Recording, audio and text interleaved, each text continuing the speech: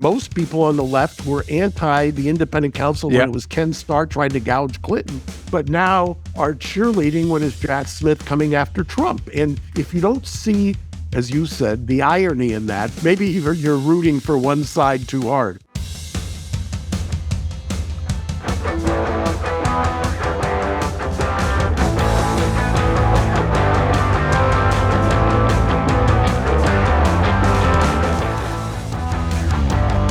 Hey everybody, welcome to the Chris Cuomo Project. Remember, it's a collaboration. I need you. I want you. This is for you. Subscribe, follow, appreciate it. Buy that free agent merch. You're a free agent, right? Own it. Own being an independent. Own being a critical thinker, okay? The free agent merch is there. We're going to use the money to do good things. Just about there. I've made a couple of donations on your behalf already, but I'm going to start using this money and we'll start talking about it more. Now, true crime. Blowing up in the podcast space. Why? Depth. Podcasts play to depth, discussions of trials and cases and issues and controversies, the convergence of theories, divergence of theories work very well with time. And here you have it. So I wanted to start doing more true crime with you because it's an area I understand very well and I've covered as long as I've covered anything else, literally almost quarter century. So I am a lawyer by training. I've been around big cases as long as I've been in this business. And one of the best is Mark Geragos. And he has had big cases for a long time. He's a household name when it comes to criminal defense. And he too is fascinated by the evolution of true crime and how popular it is and how it is different than how crime used to be seen, how it's changed culture. How so? Listen to the man himself. Counselor Mark Geragos rhymes with asparagus.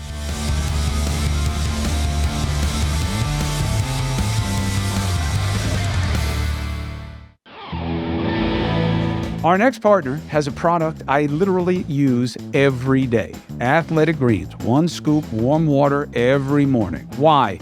75 high-quality vitamins, minerals, whole food sourced ingredients, probiotics, and adaptogens.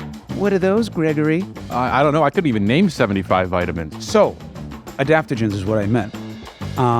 Fungus, spores, good for you. Salubrious is the word that people will use in a Scrabble setting, all right? And they do all the mixing, they do all the combinating, and it cuts your costs, okay? Now, it's a proprietary blend, right? So they've done the thinking. It's enough for them to want to own the intellectual property. Gut health, nervous system, immune, energy, recovery, focus, good. Athletic Greens, it's a micro habit. I dig that. I believe in micro habits. And this can be another one. Take a scoop, put it in the water, and it costs less again. They put the number at, it's less than $3 a day. Wait a minute, that's not cheap. Oh, really? Go buy 50 pills of like 9 or 10 different things, forget about 75, that, you need to take and see what it, comes to as a cost structure. I'm telling you, that's why I got into it. So, you want to reclaim your health, arm your immune system, convenient daily nutrition? I do. 1 scoop, 1 cup of water, bingo. No need for a million different pills that is not going to cost you $1 million, all right? Reclaim your health, arm your immune system, all right? How do you do it? Here it comes.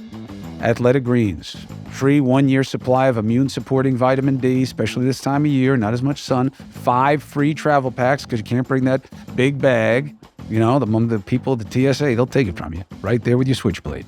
All you have to do is visit athleticgreens.com/CCP, athleticgreens.com/CCP, and you take ownership of your health and you get the daily nutritional insurance that you need.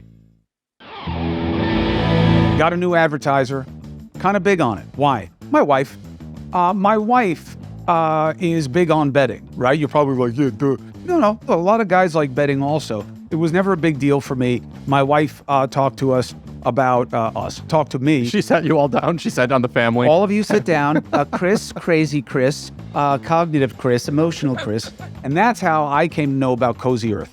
Cozy Earth makes beddings and they have an expanding product line, but they make their sheets with 100% viscose bamboo, okay? Viscose bamboo. Soft, yes. Luxurious is the word that they use. Fine. Definitely will help you with your sleep. But here's the deal for me. There's no question that it passes the test from a comfort perspective for me, but using bamboo is so much more sustainable than the other types of textiles that people use. Bamboo is easy to grow. You can grow it anywhere. It grows so fast, okay? And it's not as precious as a lot of the other raw ingredients, natural ingredients that are used to create textiles. So you can get Cozy Earth bamboo sheet sets available in white and I think 6 colors. They even come packaged in a stylish, reusable Cozy Earth tote. With thousands of 5-star reviews, it's no wonder that Cozy Earth has become the bedding of choice for a lot of interior designers and celebrities like my wife. So go to CozyEarth.com/Chris right now and be sure to enter my promo code. It's just Chris, my name. You do that at the checkout and you'll save 35%. Whether it's their best-selling sheets, luxury, ultra-comfortable loungewear, or premium waffle bath collection. Delicious. You'll absolutely love shopping at Cozy Earth. And don't forget to check out their limited edition linen bamboo bedding. Different feel, different look, cool. CozyEarth.com/Chris. 35% off. Who loses? No one.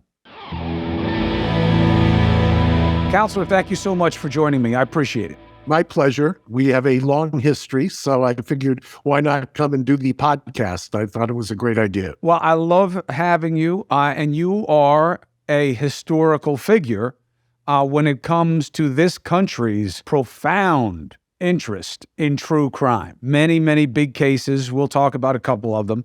But it's really exploded in the podcast space and digital media. Why do you think that is, that in this new form of media, there is such intense interest in one of the oldest genres of storytelling that we have? It's very interesting to me. It used to be that if you were a criminal defendant or somebody accused in the true crime space, that I used to call the Cable and People magazine kind of the axis of evil for a criminal defendant. There was always that fascination. I mean, I would talk to people at People magazine, and they would tell me that the difference in a cover story on the newsstand, you could directly tie to a true crime story as opposed to a celebrity puff piece. So there's always been that kind of fascination. In the podcast world, if all you've got to do is take a look at the charts. I do it on occasion, the Apple charts. And it's amazing to me, the true crime fascination in Serial, and, it's now actually Making of a Murderer and how that podcast, it's now kind of gotten into the courtroom where, in Serial, there was I don't know if I would call it an exoneration, but clearly there was a motion-printing trial, Making of a Murderer. It changed some minds, not totally, but and with Peterson, there's a newfound fascination with it. We'll know sometime in February if that translated into a new trial or not. So Scott Peterson, charged, convicted, sentenced in the death of his wife and unborn child. Was an active participant in the initial search for her, did a very famous/infamous interview with Diane Sawyer, one of the best in the business, a mentor of mine. You were involved all along the way. Do you believe he deserves to have his conviction thrown out and get any type of reassessment? It's funny you mentioned the Diane Sawyer interview, because I was doing a lecture the other day, and I said there's nothing more painful to a criminal defense lawyer to watch your client's interview get played at your trial, and there's nothing you can do about it.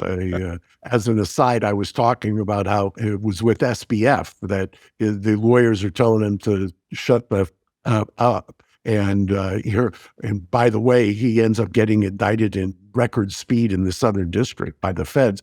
Coming back to your question, does he deserve a new trial? Yes.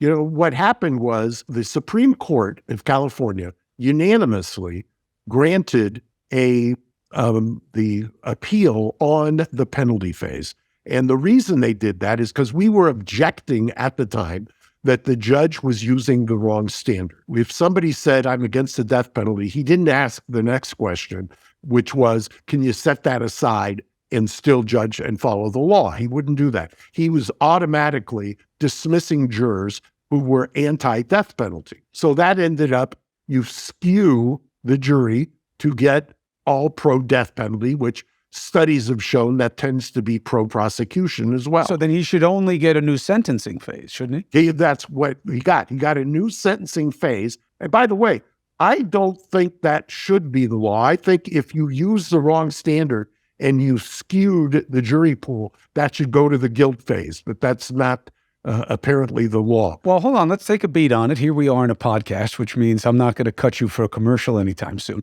What are you talking about? Why, if they get the sentencing part wrong, would you vacate the guilt or innocence aspect of the case? Because what you did is you skewed the jury pool, the veneer, from the get-go. You only had people who believed in the death penalty and wanted to give or didn't have a problem giving the death penalty, and you took away people who had problems with the death penalty. Look, the most important part of any trial, I don't care, civil, criminal, misdemeanor, felony, is jury selection. I mean, most cases, 95% of the time, are over in jury selection. I know there's a lot of lawyers who will tell you it's after opening statement. It isn't. It's who you pick as a juror. And by the way, let me tell you why. You can be the greatest orator in the world. You can be Clarence Darrow Redux. But the fact is, in any, whether it's 2-week trial, 2-month trial, the 1-year trial, you're not going to change somebody the prism through which they look at life. All you have to do is take a look at our political wars here nowadays, and it's very hard to talk to somebody and get them to change their mind. And it's the same thing with jurors. So if you start a case with people who are predisposed to and don't have a problem with the death penalty, and you eliminate people who have misgivings about the death penalty, you have seated a pro-prosecution jury. And if you say that they used the wrong standard, which the court unanimously did, then I think that infects the guilt phase as well. Interesting argument. I'll let you decide at home. Send the comments to Geragos, rhymes with asparagus. Now, a few questions. Sure. One is easy for you to answer, but I will tell you in advance, and you probably know this already. It is one of the least satisfying answers that a member of the bar gives to lay people, those who are not members of the bar, not lawyers. Does it bother you? Should I guess? Yeah, guess what it is. The question is, how do you sleep at night if you have a client that you know is guilty and you end up getting them an acquittal, or you're arguing for an acquittal? Yeah, especially this guy that we're talking about right now. I will tell you that, and this is not original with me. It was something imparted to me by my father, who was a hard-charging homicide prosecutor in his day. The time you lose sleep is when you have somebody that you think is innocent. And I know that it's not a popular sentiment, but I sat there for the better part of a year. I knew the evidence at the time, not now, but I knew the evidence in real time better than anybody, clearly better, I think, than the public did. And I will tell you that there was never evidence sufficient beyond a reasonable doubt to convict Scott. I just didn't see it. Now, there was some kind of resonance with white professional women.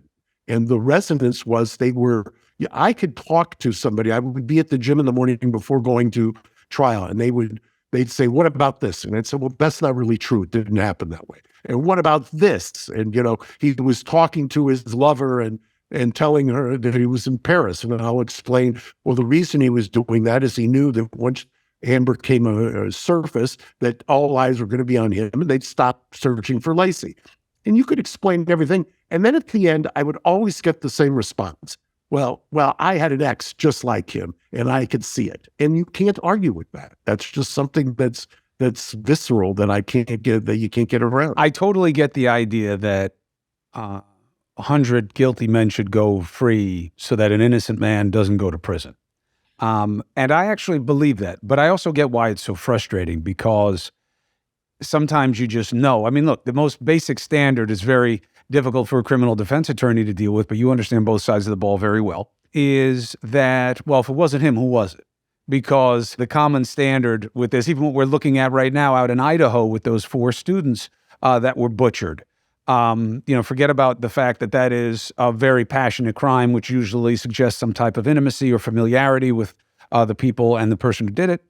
But the monster scenario is it's very helpful to creating reasonable doubt, but it's very rare as a homicide scenario. The idea that it's a serial killer or a one-off monster who's in the midst, very rare. Over 9 times out of 10, if you have to find out who did it, it was someone who knew who was killed. Well, by the way, you hit on something that I've said for years. If you have to, in your closing, be arguing reasonable doubt and just reasonable doubt, even though that's the standard, even though the jurors say that's what they're going to adhere to, they want an alternative explanation. Yes. And that's not arguing reasonable doubt generally is not a winning strategy. Even though it's supposed to be in law school. But people want satisfaction, especially when they have to live with the determination. Now, I don't have any documentation of this, but during the Casey Anthony trial, when they went for the death penalty, after all of the confusing information about the father, I could tell just looking at those people, they were not going to give her the death penalty because they had some questions. And even if it didn't go to what happened to the child, they have to live with the decision to kill somebody. And that's asking a lot of somebody. Convicting somebody, they can always put it off on the proof, and this is what it was. And even if I had doubts, this is what the prosecutor said, and everybody else in the room said it. That's different than the death penalty. I'll also tell you this at home. Geragos rhymes with asparagus was the first lawyer I had ever dealt with on television who respected the difference of zealous representation as manifested in the context of saying, my client didn't do this, my client is innocent, and they cannot make this case, they are not making this case against my client. Now that, to me, has always been, I actually get tingles when I say it, which is odd. It also could be cold in here. But that matters, okay, especially as a journalist who's also a lawyer. Geragos would say, and it wasn't a tell, didn't mean that he thought his guy was guilty, but there's a difference between saying, I'm telling you, this man or woman is innocent, okay? They did not do this. When he would say that, that meant that he had a case to put on, that he was going to say, it wasn't this guy. I don't know who it was. I think it was this guy, but it wasn't my guy. Versus lawyers who routinely will say, my client is innocent, and not only do they know the guy's not innocent, but they are pretending. And I think that exceeds the bounds of zealous representation. I don't think a lawyer should say this person is innocent when they mean not guilty. Correct. And that confuses, I think that confuses people. I mean, it reminds me of the difference between when people say, I got robbed or I got burglarized. I mean, there's a difference. There's a difference that should not be missed. And it's the same thing with innocent and not guilty. Part of the beauty of the system is that the criminal defense lawyer, and why I originally was so attracted to criminal defense, is I'm old enough to remember when criminal defense was a noble way, to fight the government. That the government was coming after your client, you were there. And mind you, people talk for years. I've heard about, high-priced defense lawyer, or you've got all the resources. Yeah, it's a rare, if not almost non-existent case where the defense has better resources than the prosecution. The prosecution has virtually, like the old George Allen joke when he was with the Redskins, is Edward Bennett Williams, who's one of the great trial lawyers, said, I gave him a blank checkbook and he's already exceeded it. That's kind of the philosophy, if you will, of the prosecution. It's not their money. It's the taxpayers' money. So they just go for it. Can you imagine if prosecutors had a budget? Yeah. If they had to deal with a budget. I mean, it's unlimited. And it's also dangerous. It's supposed to be part of prosecutorial discretion. It's, can you bring up the evidence that will make this case beyond a reasonable doubt? And is it in the public interest to do so? And I think that second part gets neglected. It gets completely perverted in our political process where, people, all these investigations, I'm very clear on this. I know it's in the Constitution, oversight. I don't think politicians investigating politicians is a good thing. I don't think it creates consensus in society. You almost never have a slam dunk. And we see what's happening now with ping-ponging investigations where the same people who were outraged about the kinds of questions they were asking about President Trump now want to ask the exact same kinds of questions about Biden, and nobody sees the irony in it. That tells you that the game is broken. Now, here's good news for us. I'm not gonna stain you with politics because you're better than that. But even though you are a member of the media now that you bought those magazines, what do you think? I wasn't going to see that?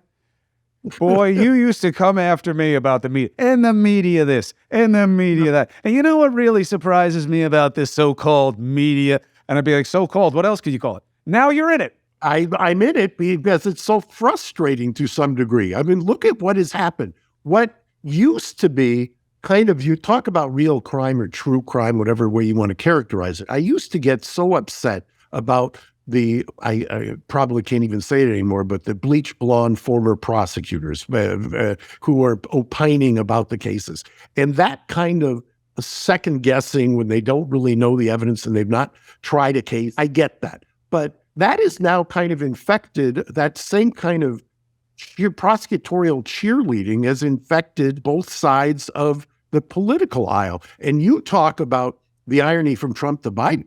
I've been saying, because one of the cases that changed the trajectory of my career was when I represented Susan McDougal in the 90s, Yes.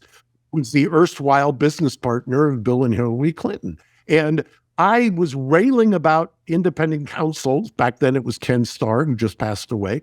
And now we've got the same thing in reverse. And by the way, most people on the left were anti the independent counsel when it was Ken Starr trying to gouge Clinton, but now are cheerleading when it's Jack Smith coming after Trump. And if you don't see, as you said, the irony in that, maybe you're rooting for one side too hard. But look, I'm completely transparent. I mean, this, is my podcast. It could be whatever I want.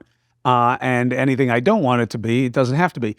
But being back on TV at News Nation, my show is for independents. I say that. I think the party system is a problem. I think I could make that case dispositively and easily. It's always been attacked throughout our history, started as factions and then parties, and leaders have been against it forever. It's not in the Constitution. It's not an animal of law. It's just our culture. And I think it's anathema to a more perfect union. And I think if people leave the parties, we'll be better off. So I'm fine attacking them, and I'm getting a lot of shit for it right now. And that's okay. That's okay. I'm willing to take that heat because it's evenly distributed. And I mean, that's hard on my mail, but it's okay in terms of what you should be worried about, which is, are you being fair? Now, there is a development that, and by the way, that's where I learned about Counselor Geragos was back in the 90s when, he doesn't appear to age, but Clinton was the first thing I ever covered in this business.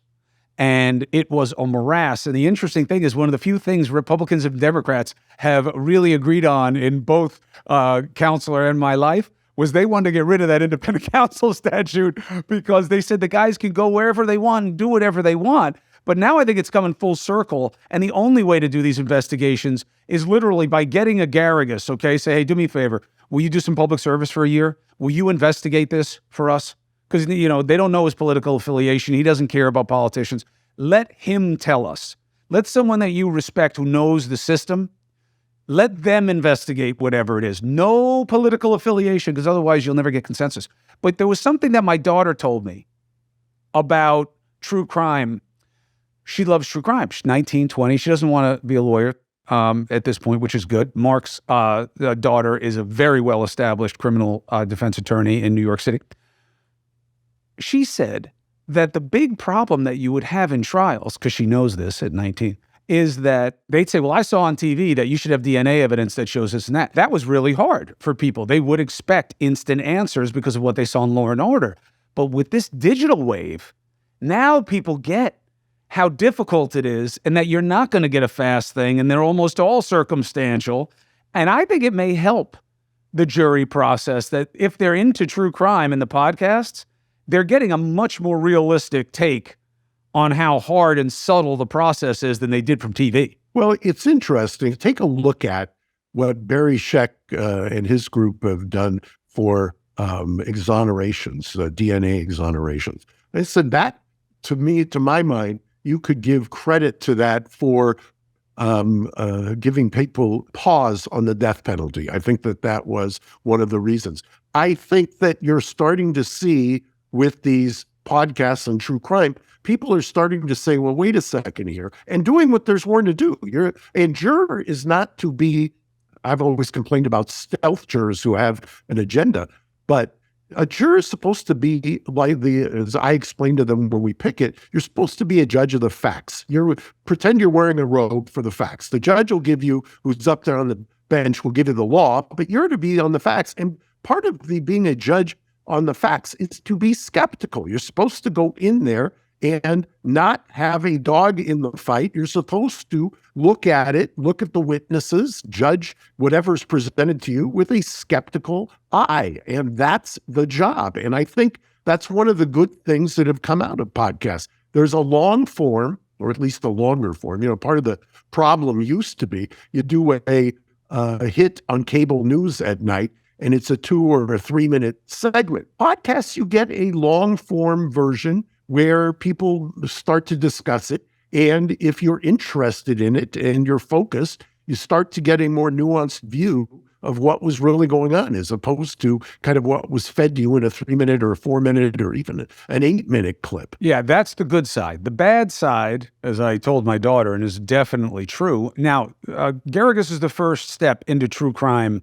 I mean, it's not like he and I are taking apart a case, but I haven't done any of it on the podcast. Because I hate to succeed. No, because I wanted to focus on a political dialogue that I think is important to happen. I've always really appreciated crime in journalism because it's the perfect narrative. It's made for once upon a time. You have great minds invested with resources in giving you at least 2 different versions of a story. And it's great because there's a beginning, middle, and an end, and there are consequences, and it's relatable. So crime has always been a lustful thing for any storyteller. But my problem with the podcast, now that I'm looking at it to figure out what space I can carve out for people, is these people make shit up. They just make things up. I'm looking on the Idaho case now. Yeah, because the guy at the truck knew this and knew that one and knew this. It's not true. So yeah, I finally get through to one of the investigators off the record. And I was like, so this guy knew the thing. And he said, where'd you get that? I said, well, I saw it on and then I caught myself. I was like, am I really about to tell this guy that I saw it on TikTok?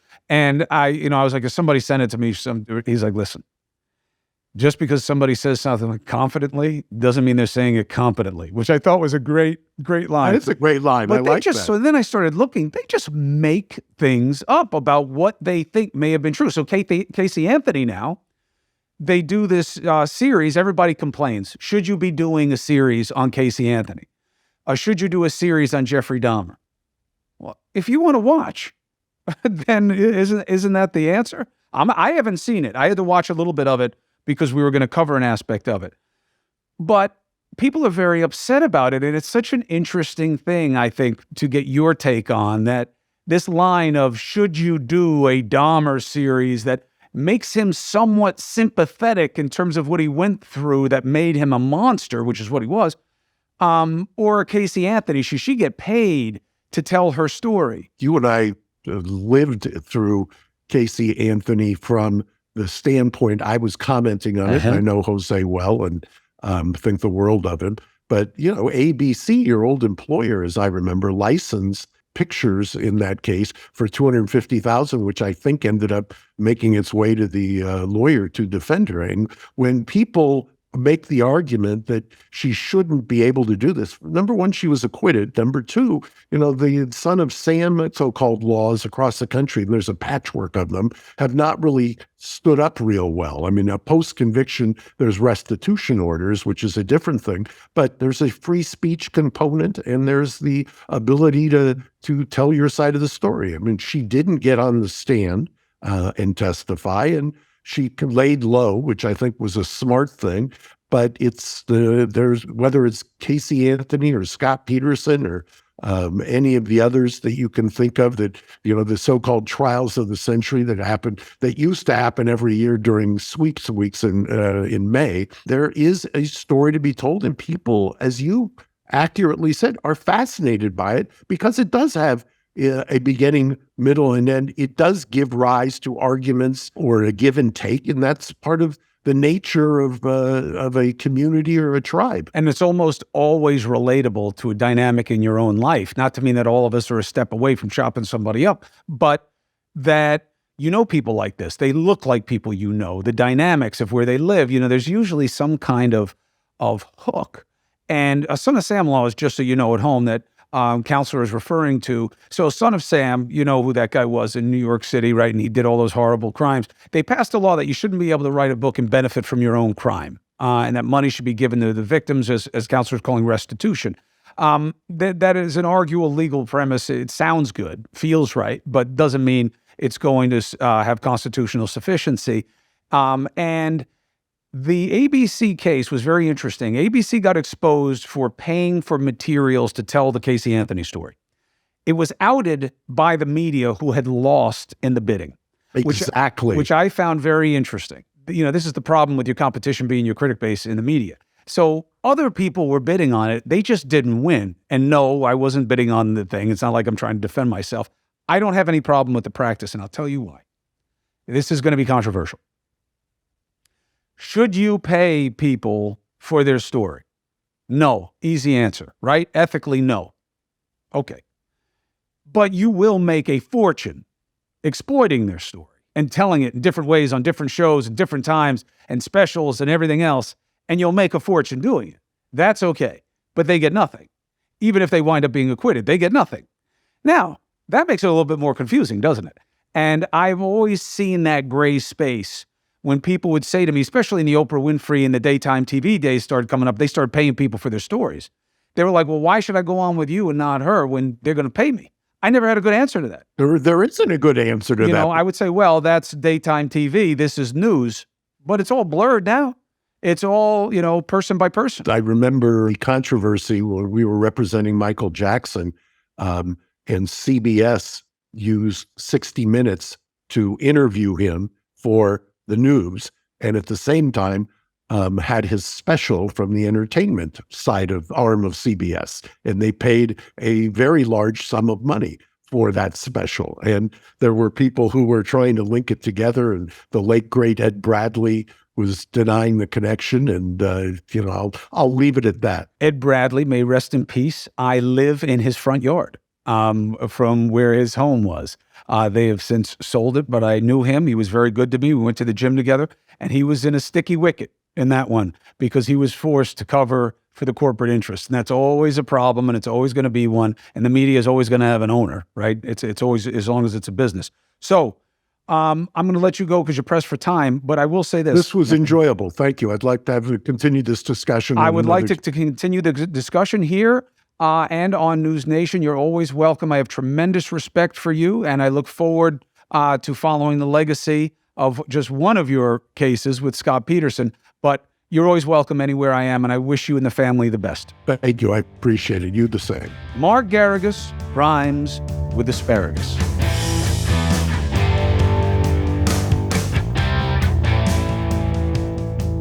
That was really fun. I think that we're going to do more of this, talking about what matters within different criminal investigations and trials from the perspective of people who understand the strategy involved. What do you think? Let me know. You know how to comment. Our thanks to Mark Geragos. My thanks to you. Please subscribe. Please follow. And please remember that free agent merch, own being an independent. I'll see you next time.